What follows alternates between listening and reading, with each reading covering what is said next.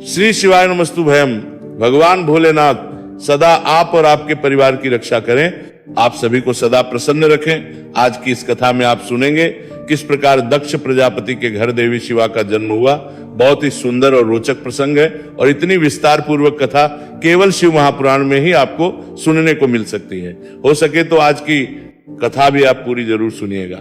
देवर्षि नारद ने पूछा, हे पूज्य पिताजी, दृढ़ता पूर्वक उत्तम व्रत का पालन करने वाले ने तपस्या करके देवी से कौन सा वरदान प्राप्त किया तथा वे देवी किस प्रकार दक्ष की कन्या हुई।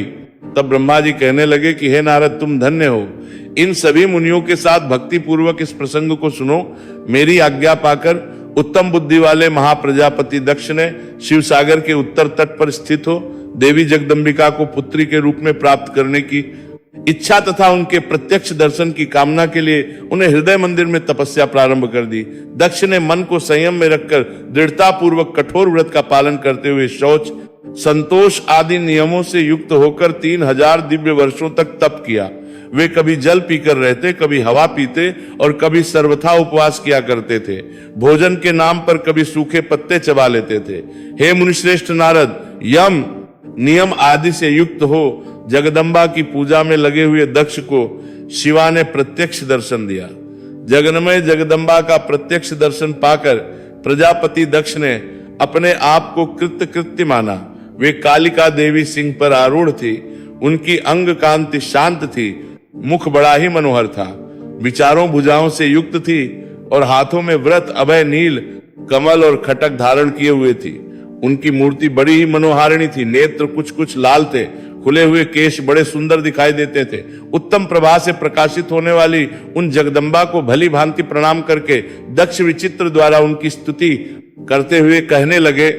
दक्ष ने कहा, हे जगदम्ब, हे महामाई, जगदीशे, माहेश्वरी, आपको नमस्कार है। आपने कृपा करके मुझे अपने स्वरूप का दर्शन कराया है। हे भगवती, हे आदि, मुझ पर प्रसन्न होइए। शिव रूपिणी प्रसन्न होइए, भक्त वरदायिनी प्रसन्न होइए। जगन माई, आपको मेरा नमस्कार है। श्री ब्रह्मा जी कहते हैं, हे मुनि, संयत चित्त वाले दक्ष के इस प्रकार स्तुति करने पर शिवा ने स्वयं ही उनके अभिप्राय को जान लिया।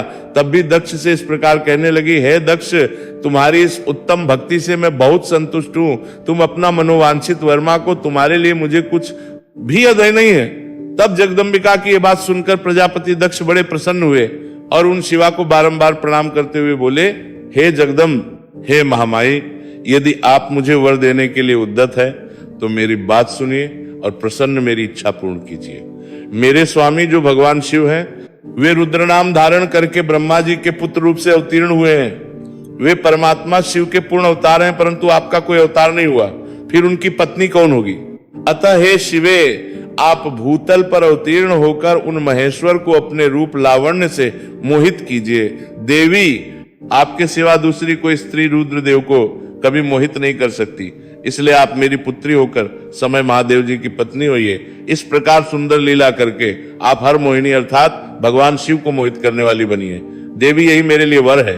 ये केवल मेरे ही स्वार्थ की बात हो ऐसा कभी नहीं सोचना चाहिए। इसमें मेरे ही साथ संपूर्ण जगत का भी हित है। ब्रह्मा, विष्णु और शिव में से ब्रह्मा जी की प्रेरणा से ही मैं यहाँ आया हूँ।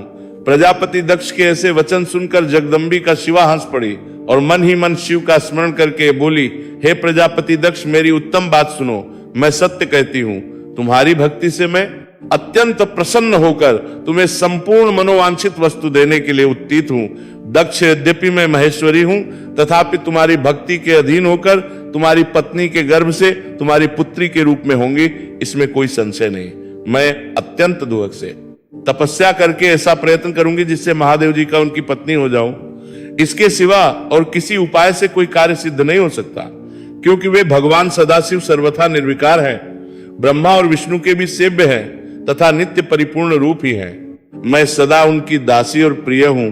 प्रत्येक जन्म में वे नाना रूपधारी शंभु ही मेरे स्वामी होते हैं। भगवान सदाशिव अपने दिए हुए वर के प्रभाव से ब्रह्मा जी की भ्रुकुटी से रुद्र रूप में अवतरण हुए हैं।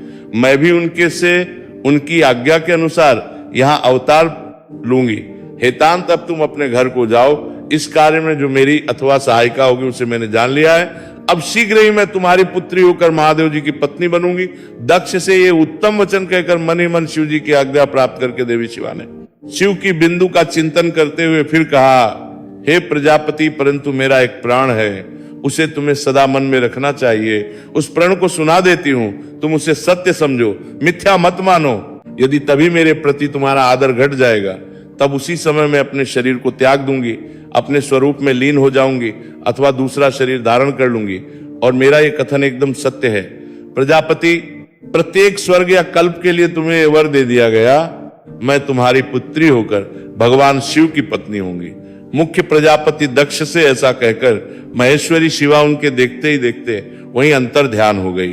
दुर्गा जी के होने पर दक्ष भी अपने आश्रम को लौट गए और ये सोचकर प्रसन्न रहने लगे कि अब देवी शिवा मेरी पुत्री होने वाली है। ब्रह्मा जी कहते हैं, हे नारद प्रजापति दक्ष, अपने आश्रम में जाकर मेरी आज्ञा पाकर हर्ष भरे मन से नाना प्रकार की मानसिक सृष्टि करने लगे। उस प्रजा सृष्टि को बढ़ती हुई ना देखकर प्रजापति दक्ष ने अपने पिता मुझ ब्रह्मा से कहा, ब्राह्मण, हे प्रजानाथ, प्रजा बढ़ ही नहीं रही है। हे प्रभु, मैंने जितने जीवों की सृष्टि की थी वे सब तो उतने ही रह गए हैं। हे प्रजानाथ, मैं क्या करूं? जिस उपाय से ये जीव अपने आप बढ़ने लगे वो उपाय मुझे बताइए, तदनुसार मैं प्रजा की सृष्टि करूंगा और इसमें कोई संशय नहीं। तब मैंने कहा कि हे तात, हे प्रजापति दक्ष, मेरी उत्तम बात सुनो और उसके अनुसार ही कार्य करो। सर्वश्रेष्ठ भगवान शिव तुम्हारा कल्याण करेंगे। हे प्रजेश प्रजापति, पंचजन अर्थात वीरण की जो परम सुंदरी पुत्री है उसे तुम पत्नी रूप से ग्रहण करो। स्त्री के साथ धर्म का आश्रय लें, तुम पुनः इस प्रजा स्वर्ग को बढ़ाओ। आस्तिकनी जैसी कामनी के गर्भ से तुम बहुत सी संतानें उत्पन्न कर सकोगे। मैथुन धर्म से प्रजा की उत्पत्ति करने के उद्देश्य से प्रजापति दक्ष ने मेरी आज्ञा के अनुसार वीरान प्रजापति की पुत्री के साथ विवाह किया। अपनी पत्नी वीरणी के गर्भ से प्रजापति दक्ष ने 10,000 पुत्र उत्पन्न किए, जो कहलाए। हे मुनि, वे सबके सब पुत्र समान का आचरण करने वाले हुए। पिता की भक्ति में तत्पर रहकर वे सदा वैदिक मार्ग पर ही चलते थे। एक समय पिता ने उन्हें प्रजा की सृष्टि करने का आदेश दिया।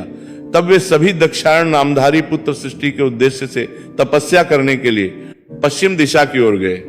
वहां नारायणसर नामक परम पावन तीर्थ है, जहां दिव्य सिंधु नद और समुद्र का संगम हुआ है। उस तीर्थ जल का ही निकट से स्पर्श करते उनका अंतःकरण शुद्ध और ज्ञान से संपन्न हो गया। उनकी आंतरिक मल राशि धुल गई और वे परमहंस में स्थित हो गए। दक्ष के वे सभी पुत्र पिता के आदेश में बंधे हुए थे, अतः मन को सुस्थिर करके प्रजा की वृत्ति के लिए वह तप करने लगे। वे सभी सत्पुरुषों में श्रेष्ठ थे। हे नारद, जब तुम्हें पता लगा कि सृष्टि के लिए तपस्या कर रहे हैं, तब भगवान लक्ष्मीपति के हार्दिक अभिप्राय को जानकर तुम स्वयं उनके पास गए और आदर पूर्वक इस प्रकार बोले, नारायण नारायण, दक्ष पुत्र, तुम लोग पृथ्वी का अंत देखे बिना सृष्टि रचना करने के लिए कैसे उदित हो गए? ब्रह्मा जी कहते हैं, हे नारद, हर्यस्व आलस्य से दूर रहने वाले थे और जन्म काल से ही बड़े बुद्धिमान थे। वे सब के सब तुम्हारा उपायुक्त कथन सुनकर स्वयं उस पर विचार करने लगे। उन्होंने ये विचार किया कि जो उत्तम शास्त्र रूपी पिता के निवृत्ति परक आदेश को नहीं समझता, वो केवल रज्ज आदि गुणों पर विश्वास करने वाला पुरुष सृष्टि निर्माण का कार्य कैसे आरंभ कर सकता है। ऐसा निश्चय करके वे उत्तम बुद्धि और एक चित्त वाले दक्ष कुमार नारद को प्रणाम करके और उनकी परिक्रमा करके ऐसे पथ पर चले गए जहां जाकर कोई वापस नहीं लौटता है। नारद, तुम भगवान शंकर के मन हो और मुनि तुम समस्त लोकों में अकेले विचार करते हो। तुम्हारे मन में कोई विकार नहीं है, क्योंकि तुम सदा महेश्वर की मनोवृत्ति के अनुसार ही कार्य करते हो। जब बहुत समय बीत गया, तब मेरे पुत्र प्रजापति को यह पता लगा कि मेरे सभी पुत्र नारद से शिक्षा पाकर नष्ट हो गए हैं, अर्थात मेरे हाथ से निकल गए। इससे उन्हें बड़ा दुख हुआ।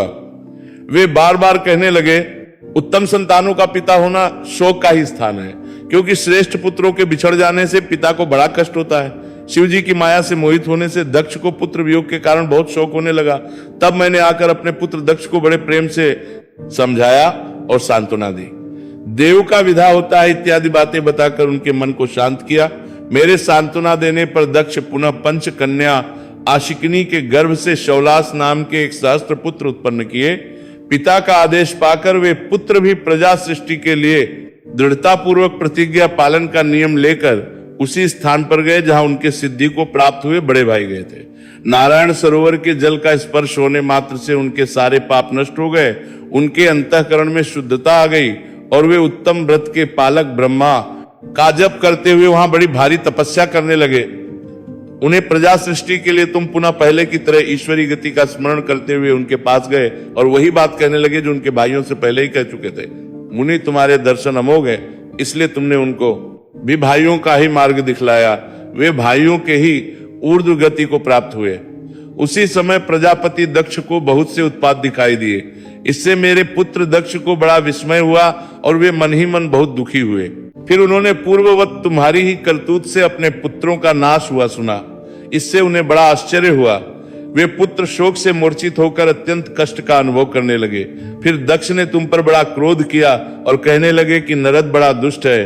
देववश समय तुम दक्ष पर अनुग्रह करने के लिए वहां आ पहुंचे। तुम्हें देखते ही शोकावेश से युक्त हुए दक्ष के ओठ रोष से फड़कने लगे।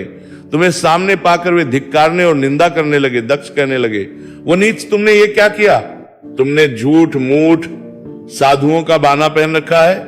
इसी के द्वारा ठग कर हमारे भोले भाले बालकों का जो तुमने भिक्षुओं का मार्ग दिखलाया है, ये अच्छा नहीं किया। तुम बड़े ही निर्दय और शठ हो। इसीलिए हमारे इन बालकों के जो अभी रस क्षण देवगण और पितृण से मुक्त नहीं हो पाए थे, लोक और परलोक दोनों के श्रेय का नाश कर डाला। और जो पुरुष इन तीनों हरणों को उतारे बिना ही मोक्ष की इच्छा मन में लिए माता पिता को त्याग कर घर से निकल जाता है, सन्यासी हो जाता है, वह अधोगति को प्राप्त होता है। तुम निर्दय और बड़े निर्लज्ज हो, बच्चों की बुद्धि में भेद पैदा करने वाले हो और अपने सूयज को स्वयं ही नष्ट कर रहे हो। हे मूढ़ मते, भगवान विष्णु के पार्षदों में व्यर्थ ही घूमते फिरते हो अथवा माधव, तुमने बारंबार मेरा अमंगल किया है, अतः आज से तीनों लोकों में विचरते हुए तुम्हारा पैर कहीं स्थिर नहीं रहेगा अथवा कहीं भी तुम्हें ठहरने के लिए सुस्थिर ठिकाना नहीं मिलेगा। नारद, यद्यपि तुम साधु पुरुषों द्वारा सम्मानित हो, तथापि उस समय दक्ष ने शोकवश तुम्हें वैसा श्राप दे डाला। वे ईश्वर की इच्छा को समझ ही नहीं सके। शिव जी की माया ने उन्हें अत्यंत मोहित कर दिया था। हे मुनि, तुमने उस श्राप को चुपचाप ग्रहण कर लिया और अपने चित्त में विकार तक नहीं आने दिया। यही तो ब्रह्म भाव है। ईश्वर कोटि के महात्मा पुरुष स्वयं श्राप को मिटा देने में समर्थ होने पर भी उसे सह लेते हैं। श्री ब्रह्मा जी कहते हैं, हे देवर्षि, इसी समय दक्ष के इस बर्ताव को जानकर मैं भी वहां पहुंचा और पूर्ववत उन्हें शांत करने के लिए सांत्वना देने लगा। तुम्हारी प्रसन्नता को बढ़ाते हुए मैंने दक्ष के साथ तुम्हारा सुंदर स्नेहपूर्ण संबंध स्थापित कराया। तुम मेरे पुत्र मुनियों में श्रेष्ठ और संपूर्ण देवताओं के प्रिय हो, अतः बड़े प्रेम से तुम्हें आश्वासन देकर मैं फिर से अपने स्थान पर आ गया। प्रजापति दक्ष ने मेरी अनुनय के अनुसार अपनी पत्नी के गर्भ से 60 सुंदर कन्याओं को जन्म दिया और आलस्य रहित होकर धर्म आदि के साथ उन सभी का विवाह कर दिया। हे मुनीश्वर, मैं उसी प्रसंग को बड़े प्रेम से कह रहा हूं, तुम सुनो। हे मुनि, दक्ष ने अपनी 10 कन्याएं विधि पूर्वक धर्म को ब्याह दी, 13 कन्याएं मुनि को दे दी और 27 कन्याओं का विवाह उन्होंने चंद्रमा के साथ कर दिया। भूत या बहुपुत्र अंगिरा तथा कृशास्त्र को उन्होंने 2-2 कन्याएं दी और शेष 4 कन्याओं का विवाह अर्थात अरिष्टनेमी के साथ कर दिया। इन सब की संतान परंपराओं से तीनों लोक भरे पड़े हैं, अतः विस्तार भय से उनका वर्णन नहीं किया जाता। कुछ लोग शिवा या सती को दक्ष की ज्येष्ठ पुत्री बताते हैं, दूसरे लोग उन्हें मझली पुत्री मानते हैं, तो कुछ लोग अन्य सबसे छोटी पुत्री मानते हैं। कल्प भेद से ये तीनों मत ठीक है। पुत्र और पुत्रियों की उत्पत्ति के पश्चात पत्नी सहित प्रजापति दक्ष ने बड़े प्रेम से मन ही मन जगदम्बिका का ध्यान किया, साथ ही गदगद वाणी से प्रेम पूर्वक उनकी स्तुति भी की। बारंबार अंजलि बांधकर नमस्कार करते हुए वे विनीत भाव से देवी को मस्तक झुकाते थे। इससे देवी शिवा संतुष्ट हुई और उन्होंने अपने पूर्ति के लिए मन ही मन विचार किया कि अब मैं के गर्भ से अवतार लूं। ऐसा विचार कर वे जगदम्बा दक्ष के हृदय में निवास करने लगी। हे मुनि श्रेष्ठ, उस समय दक्ष की बड़ी शोभा होने लगी। फिर उत्तम मूर्त देखकर दक्ष ने अपनी पत्नी में प्रसन्नता पूर्वक गर्भाधान किया। तब दयालु शिवा दक्ष पत्नी के चित्र में निवास करने लगी। उनमें गर्भ धारण के सभी चिन्ह प्रकट हो गए। हे तात, उस अवस्था में शोभा भी बढ़ गई और उसके चित्त में अधिक हर्ष छा गया। भगवती शिवा के निवास के प्रभाव से वीरणी महामंगल रोपणी हो गई। दक्ष ने अपने कुल संप्रदाय, वेद ज्ञान और हार्दिक उत्साह के अनुसार बड़ी प्रसन्नता के साथ आदि संस्कार संबंधी श्रेष्ठ क्रियाएं संपन्न की। उन कर्मों के अनुष्ठान के समय महान उत्सव हुआ। प्रजापति ने ब्राह्मणों को उनकी इच्छा के अनुसार धन दिया। उस अवसर पर में देवी का निवास हुआ। जानकर श्री विष्णु आदि सभी देवताओं को बड़ी प्रसन्नता हुई। उन सब ने वहां आकर जगदम्बा का स्तवन किया और समस्त लोकों का उपकार करने वाली देवी शिवा को प्रणाम किया। ये सब देवता प्रसन्नचित हो दक्ष प्रजापति तथा वीरणी की भूरी भूरी प्रशंसा करके अपने अपने स्थान को लौट गए। हे नारद, जब 9 महीने बीत गए तब लौकिक गति का निर्वाह कराकर महीने के पूर्ण होने पर चंद्रमा आदि ग्रहों तथा ताराओं की अनुकूलता से युक्त सुखद मुहूर्त में देवी शिवा शीघ्र ही अपनी माता के सामने प्रकट हुई। उनके अवतार लेते ही प्रजापति दक्ष बड़े प्रसन्न हुए और उन्हें महान तेज से देखकर उनके मन में यह विश्वास हो गया कि साक्षात वे शिवा देवी ही मेरी पुत्री के रूप में प्रकट हुई है। उसी समय आकाश से फूलों की वर्षा होने लगी, मेघ जल बरसाने लगे। हे मुनीश्वर, सती के जन्म लेते ही संपूर्ण दिशाओं में तत्काल शांति छा गई। आकाश में खड़े होकर मांगलिक बाजे बजाने लगे। अग्निशालाओं की बुझी हुई अग्नियां प्रज्वलित हो उठी और सब कुछ परम मंगलमय हो गया। वीरणी के गर्भ से साक्षात जगदम्बा को प्रकट हुई देख दक्ष ने दोनों हाथ जोड़कर नमस्कार किया और बड़े भक्ति भाव से उनकी स्तुति करने लगे। बुद्धिमान दक्ष के स्तुति करने पर जगन माता शिवा उस समय दक्ष से इस प्रकार बोली जिससे माता वीरणी ना सुन सके। देवी कहने, हे प्रजापति, तुमने पहले पुत्री रूप में मुझे प्राप्त करने के लिए मेरी आराधना की थी। तुम्हारा वह मनोरथ आज सिद्ध हो गया। अब तुम उस तपस्या के फल को ग्रहण करो। उस समय दक्ष से ऐसा कहकर देवी ने अपनी माया से शिशु रूप धारण कर लिया और भाव प्रकट करती हुई वे वहां रोने लगी। उस बालिका का रुदन सुनकर सभी स्त्रियों और दासियां बड़े वेग से बड़ी प्रसन्नता के साथ वहां आ पहुंची। आश्किनी की पुत्री का अलौकिक रूप देखकर उन सभी स्त्रियों को बड़ा हर्ष हुआ। नगर के सभी लोग उस समय जय जयकार करने लगे। गीत और वाद्यों के साथ बड़ा भारी उत्सव होने लगा। पुत्री का मनोहर मुख देखकर सबको बड़ी ही प्रसन्नता हुई। दक्ष ने वैदिक और कुलोचित आचार का विधि पूर्वक अनुष्ठान किया, ब्राह्मणों को दान दिया और दूसरों को भी धन बांटा। सब और यथोचित गान और नृत्य होने लगे। भांति भांति के कृत्यों के साथ बहुत से बाजे बजने लगे। उस समय दक्ष ने समस्त सद्गुणों की सत्ता से प्रशंसित होने वाली अपनी उस पुत्री का नाम बड़ी प्रसन्नता के साथ उमा रख दिया। तदंतर संसार में लोगों की ओर से उसके और भी नाम प्रचलित हो गए, जो सब के सब महान मंगलदायक और विशेषता समस्त दुखों का नाश करने वाले हैं। वीरणी और महात्मा दक्ष अपनी पुत्री का पालन करने लगे तथा वे शुक्ल पक्ष की चंद्रकला के समान दिनों दिन अब बढ़ने लगी। हे नारद बाल्य, अवस्था में भी समस्त उत्तम उत्तम गुण उसमें उसी तरह प्रवेश करने लगे जैसे शुक्ल पक्ष के बाल चंद्रमा में भी समस्त मनोहारिणी कलाएं प्रविष्ट हो जाती है। दक्ष कन्या सती सखियों के बीच बैठी जब अपने भावों में निमग्न होती थी तब बारंबार भगवान शिव की मूर्ति को चित्रित करने लगती थी। मंगलमय सती जब बाल्योचित गीत गाती तब वह और रुद्र नाम लेकर स्मर शत्रु शिव का स्मरण किया करती थी। श्री ब्रह्मा जी कहते, नारद, एक दिन मैंने तुम्हारे साथ जाकर पिता के पास खड़ी हुई सती को देखा। वो तीनों लोकों की सारभूता सुंदरी थी। उसके पिता ने मुझे नमस्कार करके तुम्हारा भी सत्कार किया। ये देखकर लोक लीला का अनुसरण करने वाली सती ने भक्ति और प्रसन्नता के साथ मुझको और तुम्हें भी प्रणाम किया। नारद जी, इसके बाद सती की ओर देखते हुए हम और तुम दक्ष के दिए हुए शुभ आसन पर बैठ गए। उसके बाद मैंने उस विनयशीला बालिका से कहा, सती, जो केवल तुम्हें ही चाहते हैं और तुम्हारे मन में भी एकमात्र जिनकी ही कामना है, उन्हीं सर्वज्ञ जगदीश्वर महादेव जी को तुम पति रूप में प्राप्त करो। सुबह जो तुम्हारे सिवा दूसरी किसी स्त्री को पत्नी रूप में ना तो ग्रहण कर सके हैं, ना करते हैं और ना भविष्य में ही ग्रहण करेंगे, वे ही भगवान शिवपति हूं। वे तुम्हारे ही योग्य है, किसी दूसरे के नहीं। नारद, सती से ऐसा कहकर मैं प्रजापति दक्ष के घर में देर तक ठहरा रहा। फिर उनसे विदा लेकर मैं और तुम दोनों अपने अपने स्थान को चले आए। मेरी बात को सुनकर दक्ष को बड़ी प्रसन्नता हुई। उनकी सारी मानसिक चिंता दूर हो गई और उन्होंने अपनी पुत्री को परमेश्वरी समझकर गोद में उठा लिया। इस प्रकार कुमारोचित सुंदर लीला विहारों से सुशोभित होती हुई भक्त वत्सला सती, जो स्वेच्छा से मानव रूप धारण करके प्रकट हुई थी, कुमार अवस्था को पार करके बाल्यावस्था बिताकर जब थोड़ी युवावस्था को प्राप्त हुई, सती अत्यंत तेज और शोभा से संपन्न होकर संपूर्ण अंगों से मनोहर दिखाई देने लगी। लोकेश दक्ष ने देखा कि सती के शरीर में अब युवावस्था के लक्षण प्रकट होने लगे। तब उनके मन में यह चिंता हुई कि मैं महादेव जी के साथ इनका विवाह कैसे करूं। सती स्वयं भी महादेव जी को पाने की प्रतिदिन अभिलाषा रखती थी। पिता के मनोभाव को समझकर वे माता के पास गई। विशाल बुद्धि वाली सती रूपिणी परमेश्वरी शिवा ने अपनी माता वीरणी से भगवान शंकर की प्रसन्नता के लिए तपस्या करने के लिए आज्ञा मांगी। माता की आज्ञा मिल गई, इसलिए दृढ़ता पूर्वक व्रत का पालन करने वाली सती ने महेश्वर को पति रूप में प्राप्त करने के लिए अपने ही घर पर उनकी आराधना आरंभ कर दी।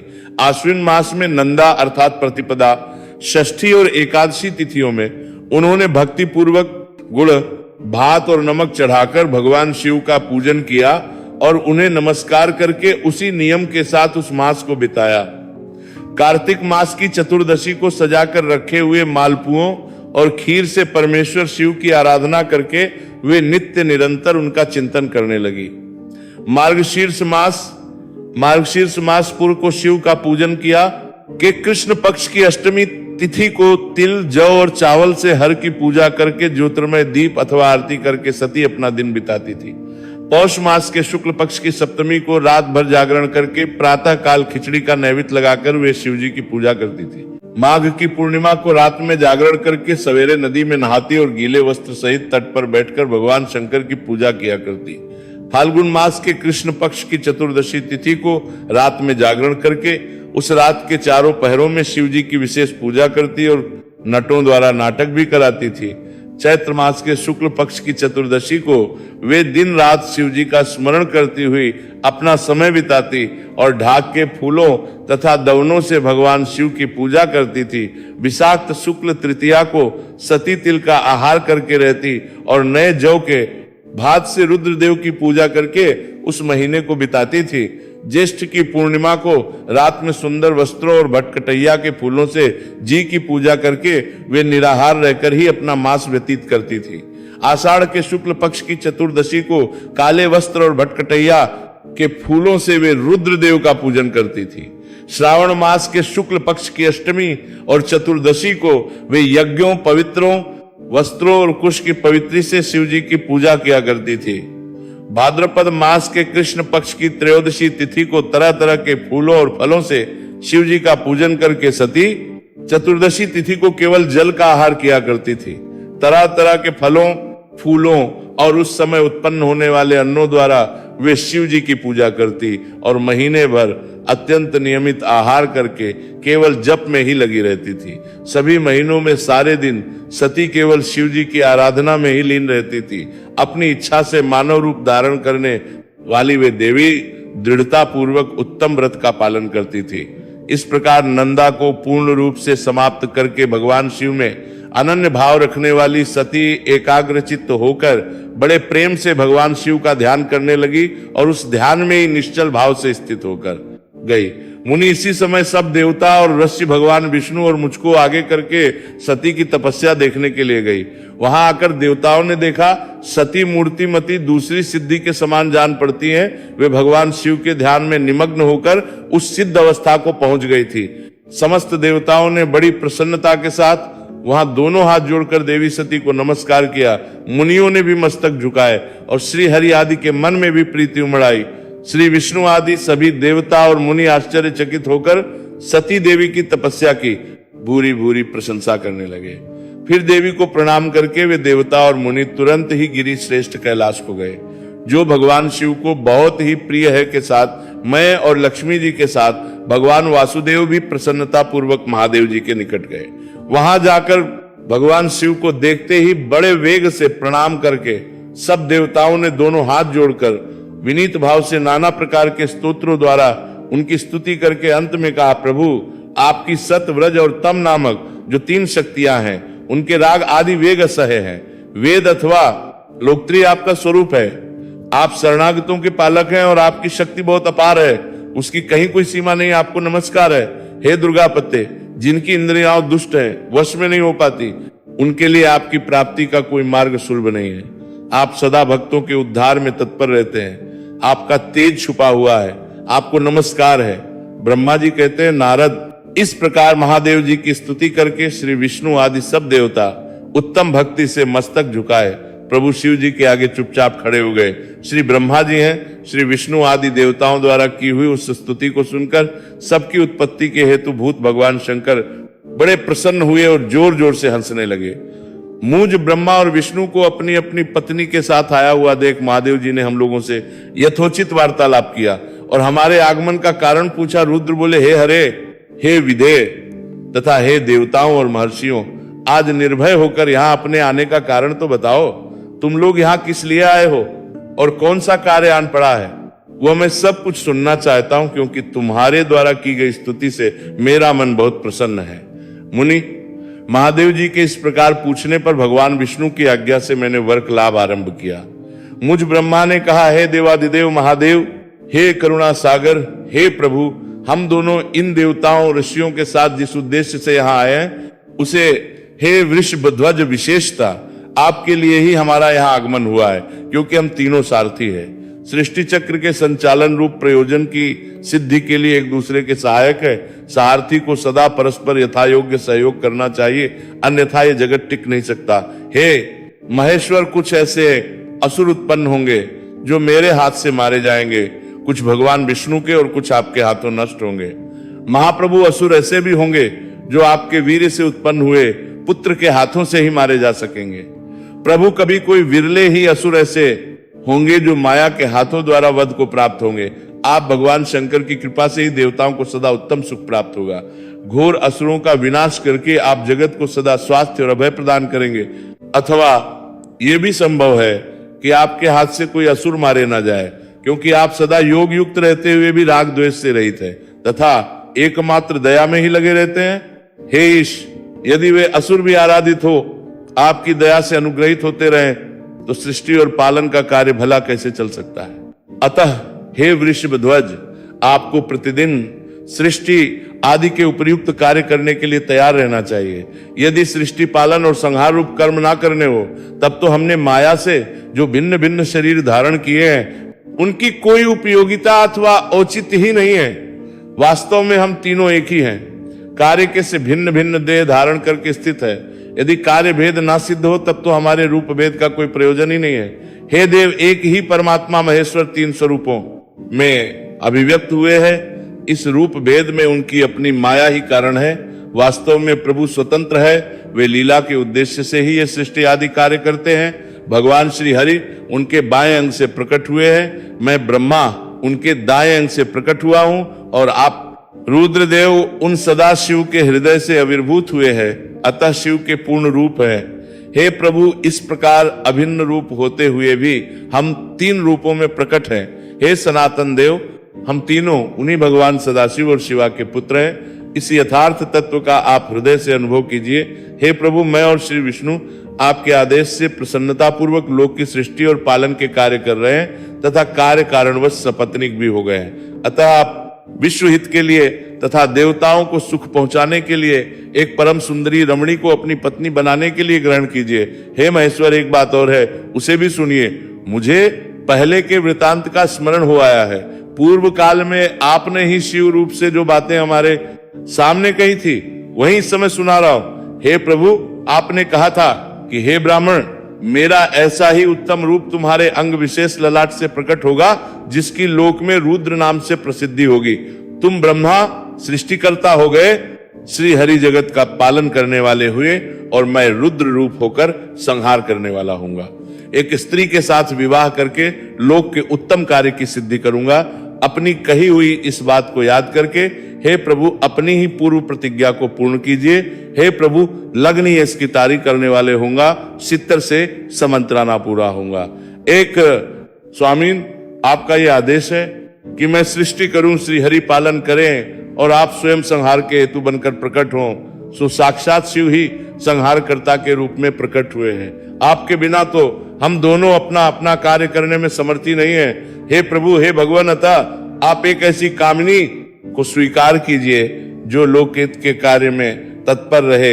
हे शंभु, जैसे लक्ष्मी जी भगवान विष्णु की और सरस्वती मेरी है, उसी प्रकार आप इस समय अपने जीवन प्राण को ग्रहण कीजिए। मेरी ये बात लोकेश्वर महादेव जी के मुख पर मुस्कुराहट दौड़ गई।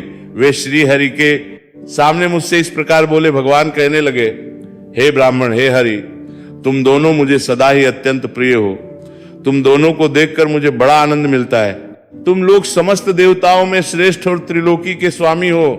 लोकहित के कार्य में मन लगाए रखकर तुम दोनों का वचन मेरी दृष्टि में अत्यंत गौरवपूर्ण है, किंतु हे सर्वश्रेष्ठ का मेरे लिए विवाह करना उचित नहीं होगा, क्योंकि मैं तपस्या में संलग्न रहकर सदा संसार से विरक्त ही रहता हूं। और योगी के रूप में तो मेरी प्रसिद्धि है, जो निवृत्ति के सुंदर मार्ग पर स्थित है, अपनी आत्मा में ही रमण करता है, आनंद मनाता है, निरंजन अर्थात माया से निर्लिप्त है, और जिसका शरीर अवधूत अर्थात दिगंबर है, जो ज्ञानी, आत्मदर्शी और कामना से शून्य है, जिसके मन में कोई विकार नहीं है, जो भोगों से दूर रहता हो और जो अपवित्र और अमंगल वेशधारी है, उसे संसार में कामिनी से क्या प्रयोजन है? ये इस समय मुझे बताओ तो सही। मुझे तो सदा केवल योग में लगे रहने पर ही आनंद आता है। ज्ञानहीन पुरुष योग को छोड़कर भोग को अधिक महत्व देता है। संसार में विवाह करना पराये बंधन में बंधना है, इसे बहुत बड़ा बंधन ही तो समझना चाहिए। इसीलिए मैं सत्य सत्य कहता हूं, विवाह के लिए मेरे मन में थोड़ी सी भी अभी रुचि नहीं है। आत्मा ही उत्तम अर्थ या स्वार्थ है, उसका भली भांति चिंतन करने के कारण मेरी लौकिक स्वार्थ में प्रवृत्ति नहीं होती। तथापि जगत के हित के लिए तुमने जो कुछ भी कहा है मैं उसे करूंगा।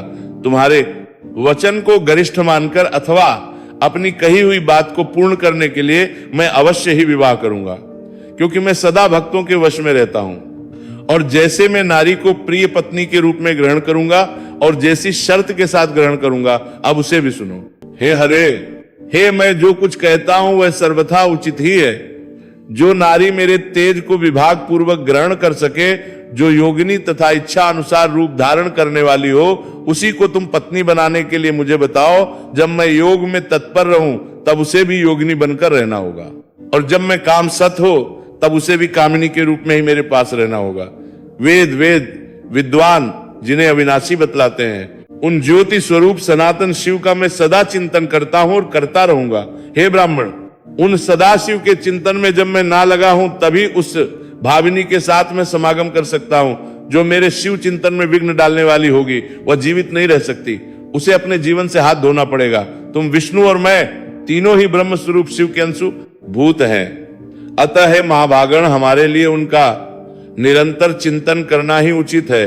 हे कमलासन, उनके चिंतन के लिए मैं बिना विवाह के भी रह लूंगा, किंतु उनका चिंतन छोड़कर विवाह नहीं करूंगा। अतः मुझे ऐसी पत्नी प्रदान करो जो सदा मेरे कर्म के अनुकूल चल सके। ब्राह्मण, उसमें भी मेरी एक और शर्त है, उसे भी तुम सुनो।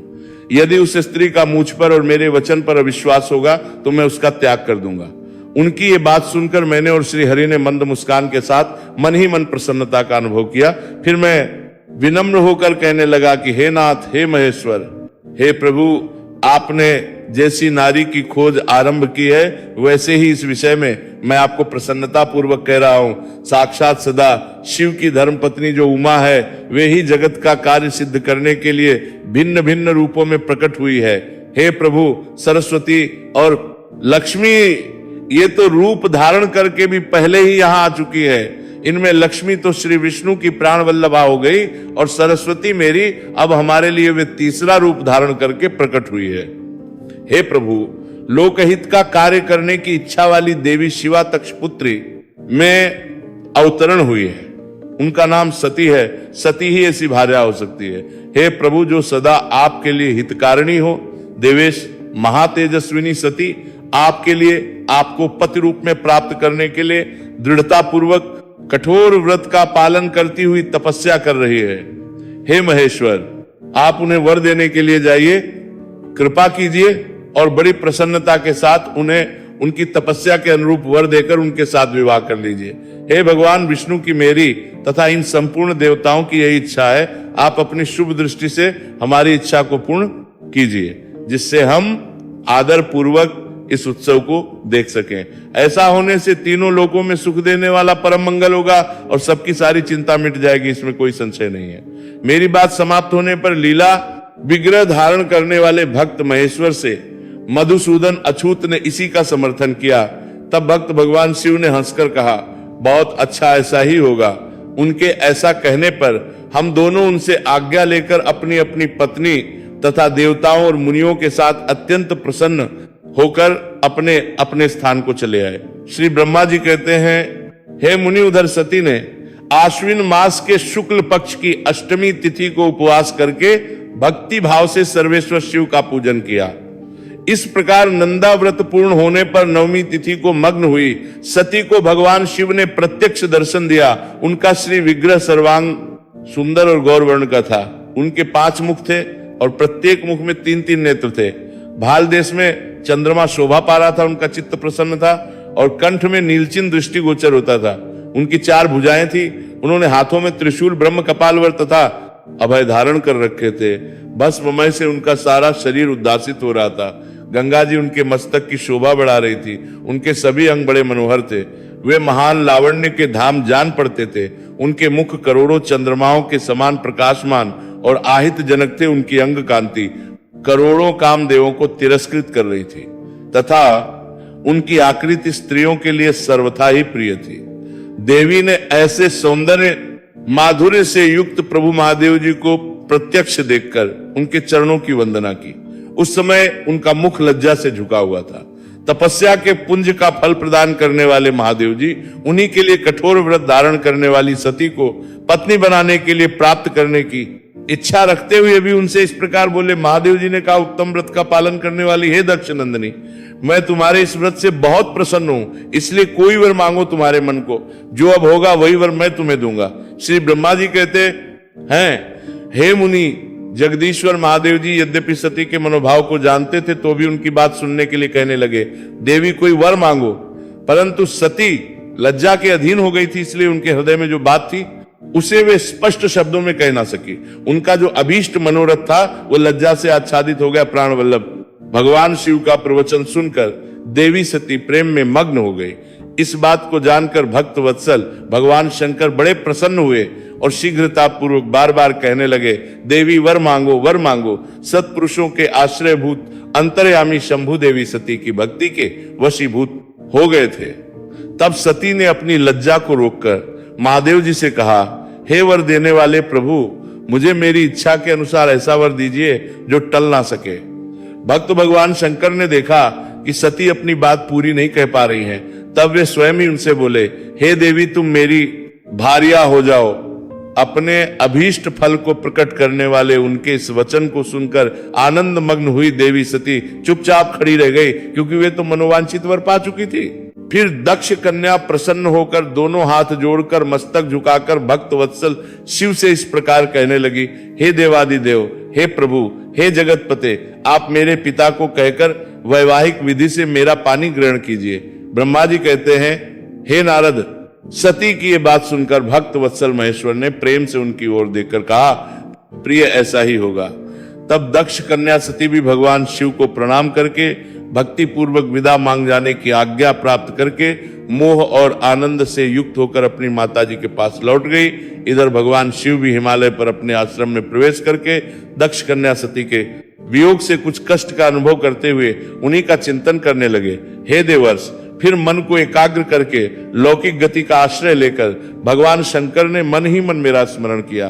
त्रिशूलधारी महेश्वर के स्मरण करने पर उनकी सिद्धि से प्रेरित होकर मैं तुरंत ही उनके सामने जा खड़ा हुआ। हैतात हिमालय के शिखर पर जहां सती के वियोग का अनुभव करने वाले महादेव जी विद्यमान थे, वहीं मैं सरस्वती के साथ उपस्थित हो। हे देवर्षि, सरस्वती सहित मुझे आया देखकर देवी सती के प्रेम पाश में बंधे हुए शिव जी उत्सुकता पूर्वक इस प्रकार बोले, हे ब्राह्मण, मैं जब से विवाह के कार्य में स्वार्थ बुद्धि कर बैठा हूं, तब से अब मुझे स्वार्थ में ही प्रतीत होने लगा है। दक्ष कन्या सती ने बड़ी भक्ति से मेरी आराधना की है। उसके नंदावृत के प्रभाव से मैंने उसे अभीष्ट वर देने की घोषणा की है।